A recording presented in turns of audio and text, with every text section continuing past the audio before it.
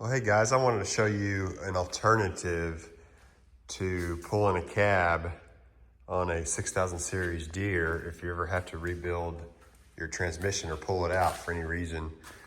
This one I bought this tractor used, it's got 5,000 hours on it, and the reverse brake clutch pack is toast, and the traction clutch pack is toast. Some of the material is just gone. It was metal on metal, so it was getting hard to put in gear when you push down the clutch. And sometimes when you had it in gear with the clutch in, the tractor would still creep forward. But I got online and a lot of guys were saying pull the cab, it's easier and quicker, but I did not have the overhead space to do that inside the shop or an overhead crane. And also I didn't want to disconnect my AC lines and have to recover the system and recharge it. And then you have a bunch of steering and brake hoses over here you have to disconnect if you want to remove the cab. So I built some custom hinges for this thing. Deere, in the manual, Deere has a part number or a service number for hinges and a whole jack assembly back here to tilt the cab. And when in Deere's manual, it says you can tilt the cab a full 90 degrees, and I'm probably at 45 degrees, which is plenty to get that power quad transmission out. But just had some scrap metal laying around, and I was able to piece it together. This is a 4-inch square tubing with 3/8 by 3-inch flat stock. And these are 1-inch pins out of my hay cutter I had to replace.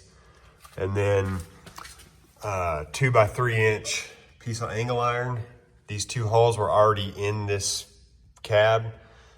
And there's a bushing here. That's actually for a jack. And you got to weld on the jack anywhere on the trailer.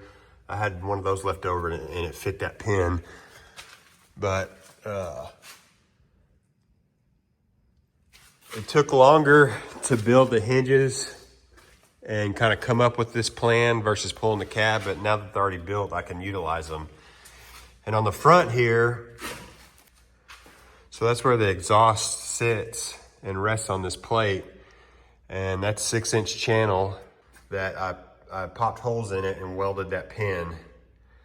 And then on the other side, this is a 6-inch by 6-inch 1/4-inch plate that I welded, and I welded that 2-inch square tubing to, and that 1-inch pin slid right in the hole and worked out great. And then you got a bolt here, and then on the other side there's a bolt, and that creates another hinge point for the front. And that's where Deere, when you use their brackets or their kit, that's the same location. So this is a 6105R. The M series has a different cab. It's a little bit smaller cab, but it's the same hinge points. And they have the same mounting holes for your bolts. And then when I went to tilt it over, this is just a piece of 2-inch square tubing. It slides in about that far. And then this hole is already there in the cab. And I drilled it and just stuck a bolt in it to keep this from sliding out. And then what I did was wrap the chain around that, and I used an engine hoist to pick it up. And I set that engine hoist in line with it so that engine hoist would move forward or back when I went to go pick it up. And that engine hoist, I had it on the 1,000-pound pin weight, and it picked it up with ease. It didn't struggle or try to tilt or shift or anything. And then once I got the cab in place, I tilted it up to where the weight is sitting right on these hinges. I didn't want to go a full 90 degrees like Deere does it, because I didn't want it to obviously fall over and just shatter and go to pieces. And I had this strap. As I was picking it up, I kept this strap down around the axle to keep this cab from falling over.